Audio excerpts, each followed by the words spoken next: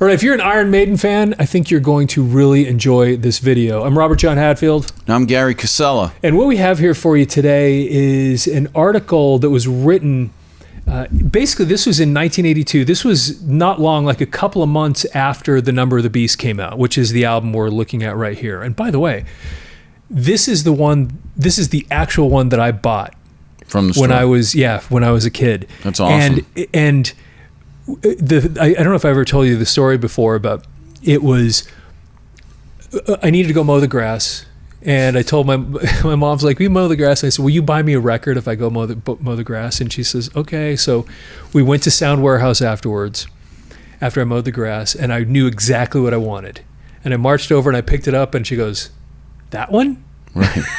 I said, Yes. "That's it." And I took it home, and I've never been the same. It changed forever. It really did. It was one of those records where, woe to you. Oh, as soon as I heard that, it was like, oh my goodness, what are we in for? I had already heard Run to the Hills, but I hadn't heard anything else.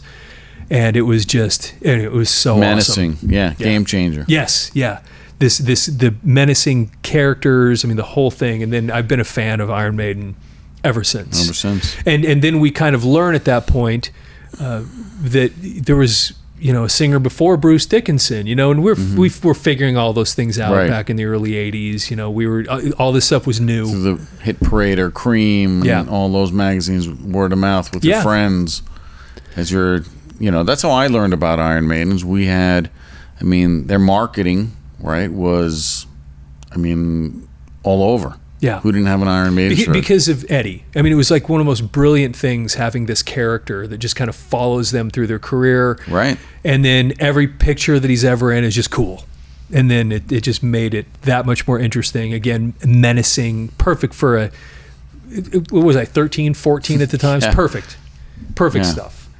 So we've got here, and this is kind of fun because it's not a record review, which we read a lot of on this channel, but this one's more just kind of a, as it says there on the video, if you're actually watching this and not just listening to it, it's a profile. It's a little profile of this band, Iron Maiden. Because the other thing that you recall is that at the time, there was all this outrage of, the Satanism and the occult and all this stuff that was going on with all these different groups, and Iron Maiden was in the center of that. And especially when you put an album called Number of the Beast, and the chorus of the main song is, it's like, right? You got your conservative Christian people here, especially in the States, losing their mind. Yeah. Looking at this going, Yeah. And to my parents' credit, because we were a pretty conservative family. Sure. They just never gave me a hard time with it. They're like, okay, he's getting good grades. He's a good kid, whatever, and they just didn't think anything. Yeah. I was telling you this earlier is that I think I got peace of mind because I kind of got into them. Yeah. Like, okay, my friends, it must be good, right? Miraculously, my album disappeared from my room. Thanks, Mom. Probably ended up in the trash because same kind of thing. Conservative mom, hearing, what's our youth listening to? Okay. Yep. Yeah. Kiss was okay. Kiss was okay. Iron Maiden, not so much. Yeah. Funny. I don't know. Go figure. Freak, man. So anyway, this is kind of this was such a great album. And this article, again, it's not about that album, but I got it out because it's from that time. And this album, of course, was the first one with Bruce Dickinson. It was the last one with Clive Burr.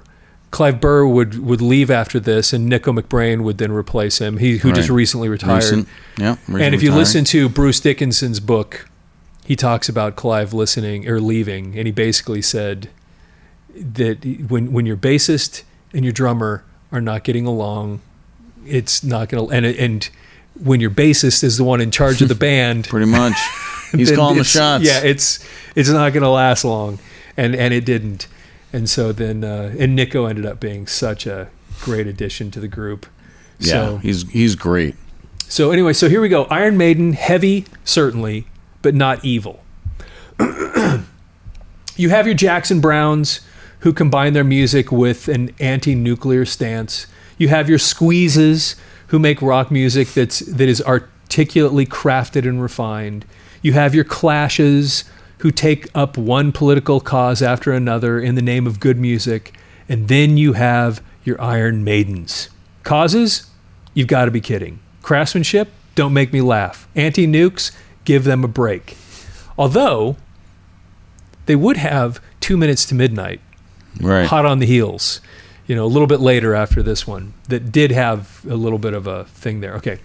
They're into denim and leather. They're into denim and leather. Heavy metal, music to party by. Don't you understand? And don't believe all that stuff about them being into black magic and witchcraft. It's simply not true, even though their ghoulish mascot, Eddie, looks like something conjured up at a meeting of some demonic coven. Quote, the only reason we chose that character in the first place was so everybody would remember us, said drummer Clive Burr in Toronto last week for a concert at Massey Hall with Anvil. That's funny. Yeah. Anvil. On so many levels. Yeah, it is. Of course, we'd like to think they'd remember our show too. We work our hardest on stage. We want everyone to get caught up in what we want to do, unquote. And that is, besides becoming independently wealthy, having a good time. Quote, say we've just finished a show and I can say, hey, we really got him tonight, Burr said. That's enough for me. I want them, the audience, to feel just as naked as I do. If they've got pent-up emotions, they should forget about everything. They should get so wiped out that they just feel good, unquote. And it's funny that they actually say music to party by, because I never thought of Iron Maiden As a party band? that way. No, they're not. They're not.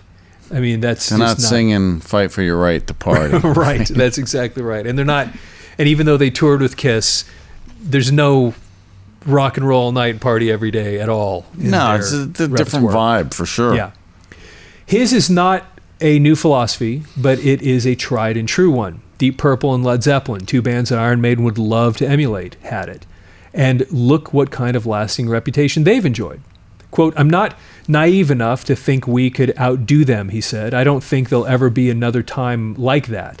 Something was really special about them. Everything was so new then. And it's interesting because a lot of these groups that were in that new wave of heavy metal, they really did. Yeah. It was Deep Purple. Matter of fact, that was one of Bruce Dickinson's idols was Ian Gillan. Sure. All the singers. Ian Gillan was like the guy. Yeah, because in this era, in '82, you had Maiden, Judas Priest, that British invasion of metal. And they looked up to those other bands. Yeah. And Led Zeppelin, and then of course Black Sabbath was, although Black Sabbath was still around at the time, right? They were. It was all that early stuff from the '70s that they really looked to. Let's see here. All we can do is try to do the best we can. To me, music is an escape, not total escape, but a form of enjoyment. We don't try to influence the kids. We don't want to incite violence. In fact, we try to draw them away from that. And as far as our menacing image goes, all you have to do is look at our live show. There's nothing to it. We don't stalk around the stage looking foreboding, unquote. He's right. If anything, Iron Maiden has charted a straight and narrow course and never veered one way or the other. And that's interesting, again, because this is technically their third album. They did have a live thing in there, but this was their third studio release. And they'd been consistent with the style and the type of stuff that they've done. Getting rid of Di'Anno changed things a little bit, from a sound standpoint, but it was always Steve Harris and this vision that he had of the music. Let's see here. When the band was formed 5 years ago in the midst of and this is one of the things I find really interesting. When the band was formed 5 years ago in the midst of the punk movement in Great Britain, the look was the same as it is today. The hair was long, the pants denim, and the music hard, fast, and searing. Dates were few and far between in those days for a group named after a medieval torture device, but they never lost sight of their objectives. And the reason I think it's interesting is I actually there's another video we had on this channel where I talked a little bit about this, that Paul Di'Anno, there are some pictures of him where you could take him out of the Iron Maiden picture and put him in with the Sex Pistols and he'd fit look just like them. Right. Any punk band. Yeah, at there the time. was, even though Iron Maiden wasn't a punk band, there was some of that sensibility in the personality of the band, in the attitude. Right, because you're talking England, right? At the time, that's what was going on, style-wise, music-wise. I mean, you're gonna have some of that cross-pollination between what was going on. So yeah, I could totally see that. There was a little, and people give me a hard time for that a little bit, but like I said, there's some crossover there. And anyway, so let's see here. Dates were few and far between. Got that. The perseverance paid off, and by 1980, their self-titled debut album was number 4 on the domestic charts for March of that year. They rose quickly in England and Europe after that, appearing at the Reading Festival and then touring with Kiss on 30 European dates. The second album, Killers, was produced by Martin Black Sabbath, the Purple Rainbow Birch, and they went on a tour that took them to 15 different countries, including Canada and the United States.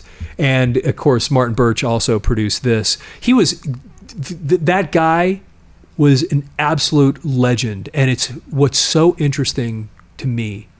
I can find so little information about his biography, about his life, because I really want to do a deep dive some point on this channel about him. And it's so interesting because there's no book. I've never been able to find one. Oh, yeah, and he's gone, obviously. And you can hear things in like Bruce Dickinson's book where he talks about him and tells you a little bit about him. But there's not, other than those things in these books where they talk about their experience with him, I have a hard time finding information about the guy. No, I mean, you had these people, producers, right, behind the scenes. Well, George Martin, the fifth Beatle, people like that. We mentioned Eddie Kramer a lot, with Led Zeppelin and Kiss. It's funny that you don't see some of these people. Nobody knows who they are, but they were so influential to the music that was being made. This guy especially. And, Martin and that's Birch what I'm saying. was so important. I mean, look at the Black Sabbath stuff with Dio. That's Martin Birch, and that's some of the greatest. I mean, I love great stuff. all Sounds of it. great. Yeah, he was so important. So now with a new vocalist, Bruce Dickinson replaced Paul Di'Anno. They are back in North America in support of album number 3, when we're talking about here, Number of the Beast, which made it all the way to number 1 on the English charts. The marketing job, thanks to the identifiable Eddie persona that appears on all the album jackets, is working beyond all expectation, and there's no reason to think bigger and better things aren't in the offing, and that's the truth. They just kept going. Yeah. Peace of Mind after this, Power Slave, I mean, they just kept going and getting bigger and bigger. And I tell you what, the Eddie, I remember being in school. Yeah. Junior high school. I mean, I had T-shirts with Eddie. The marketing was incredible. I mean, it's still. I mean, still. Like, you have people wearing Iron Maiden shirts. We were at Target or something the other day. Maybe it was a coffee shop or something, and there was this gal that I noticed. She was walking with her boyfriend or husband. She had an Iron Maiden shirt on, and I'm thinking, that girl is cool, straight up. Yeah, and what's funny is you go, I wonder if she even knows anything about. I mean, who knows? Sometimes that crosses your mind. Like, you want to run up to him and be like, "Give me 3 songs. What's your 3 exactly? Give me your 3 favorite songs." If not, it's a cool fashion statement, whatever. But it is interesting how that's crossed over. Yeah, exactly that. It is a fashion statement nowadays. I mean, because there's nothing quite like it even to this day. Yeah, it's what band has, and it's not, like and it's also that it's a corpse, but this corpse has taken on all these different personas. Right. I mean, it's not like it's not like just this one thing. Then the next thing you know, then you have the lobotomized one in the next album, and then you have the Egyptian version, and you just start going down the line, and you've got all these different types of things. Yeah, it's great marketing. It's amazing. Okay, so it's really taken a life of its own, the whole Eddie character, which is great. Good for them, and I like the article says, beyond expectations. They couldn't have thought. Yeah, they couldn't have imagined where it was going to ultimately go, because originally it was just a little thing on their stage, like a head, right? That had some smoke coming out of its mouth or its eyes or something, and like then this worldwide fame of this corpse character. It's amazing. Anyway, it's amazing what happened with it. Let's see here. So, while on the surface it appears as if Iron Maiden is enveloped in a world of sordid and devilish horrors, just the opposite is true. Burr says all such claims are blown out of proportion, that Iron Maiden bassist Steve Harris, Burr, Dickinson, guitarist Dave Murray, and Adrian Smith represents none of that. We're just like everyone else, said the 26-year-old. We're into medieval history and films, especially horror films. And the songs we write are all about things we've seen. We wrote The Prisoner after the TV show, obviously. The most political we've ever been was a song called Run for the Hills. It's about the white man running off the Indians. We're harmless, really. And that's the end of the article. And it is interesting also with some of these articles when they talk to, like that one did, where they're talking to Clive Burr. Right. Because some of the things that I think are interesting about these is finding... Because everybody, of course, you want to talk to the singer and Steve Harris, who's the leader of the band, but it's interesting to go, hey, let's go talk to Clive. Right. See what Clive has to say. Some different angle, different light on what's going on. It is pretty cool. Yeah, I love when we find things like that. And then, of course, from the article, there's a picture of the band right there. And there's Clive, second from the left. Adrian, Clive, Bruce, Steve, and then Dave over on the side, and yeah, they look great. They were a cool looking band, and they were just, it was just awesome. And this album was so influential. I think to me personally, but then broadly, right. Think of how many bands put this on, like yourself, and were like, whoa, because at the time, that searing fast pace in his vocals, there weren't really, I mean, again, it goes back to that British invasion of the, totally different to what was being put out at the time. Yeah. And so bands that were then in their garage practicing were putting something like this on, going, I want to be like that. Yeah. Yeah, that's the truth. And that's your Metallicas and the influence this band has had musically has brought us all of that, all the way back to even the first album. And it's interesting, and to me, this album, there wasn't a bad song on it. Invaders, Children of the Damned, The Prisoner, 22 Acacia Avenue. Yeah, they're all amazing, all of them. Number of the Beast, one of the great metal songs of all time. Run to the Hills, obviously a great tune. Gangland was a great song. And then maybe to this day, possibly still my favorite Iron Maiden song of all of them might be Hallowed Be Thy Name. I mean, the lyrics, the visuals, I'm waiting in my cold cell. I mean, dude, it was just so great. It was so great. This album was just unbelievable. The other thing is, we take for granted here in 2025 that in 1982, you mentioned visuals. You couldn't just Google, right?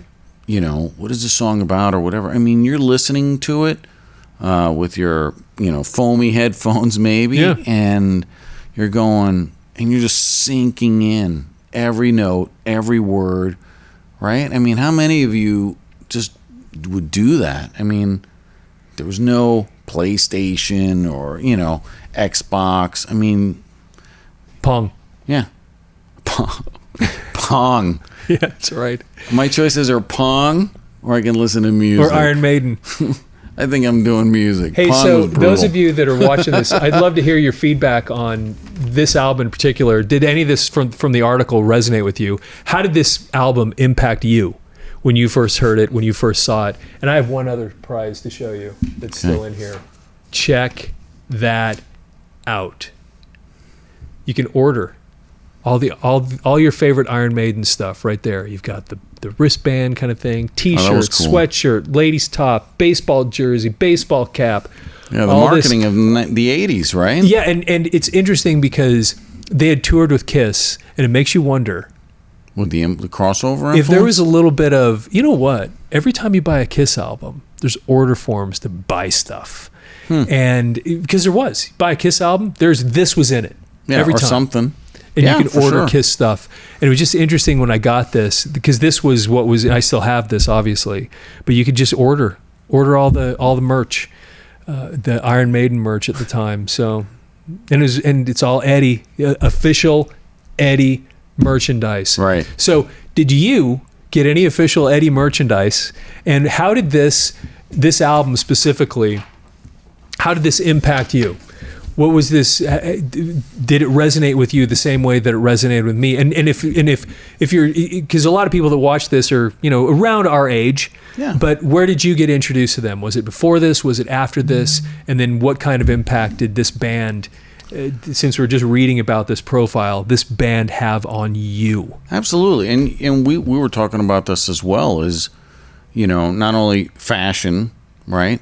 But you see people like that aren't our age that are into them. Yeah. You know, if you're not our age, and I'm not going to disclose what that is, but you can probably figure it out. You know, when did you get into Iron Maiden? How did you hear about them? You know, like I said, my introduction through, you know, guys in my school wearing the T-shirts. What is that? You know, why is everybody wearing that? All the cool kids got that. Cool kids that I thought were cool. Yeah. You know? And we had a public access television station that would play music videos on Sunday morning, and I saw Run to the Hills. And I saw that, and I thought, what is this? What is that? Yeah. It's And cool stuff. And I was in once I saw that, and then it was, and like I said, You mowed your mow the lawn. Got I know that. where we're going, Mom. And we're buying this, and it was pretty awesome. Anyway, that's we'd a love to great get your story. feedback on that. And so again, hey, please follow the channel if you're not following the channel already. We'd really appreciate it. When you look at the numbers, probably well over 80% of the people that watch the videos aren't even following the channel. So we'd love it because we have so many cool things coming this year, and we'd really so please follow the channel and like the video, and we'd love to get your feedback on this as well, on all the stuff that we talked about here today. And with that, have yourself a fantastic day. Rock on.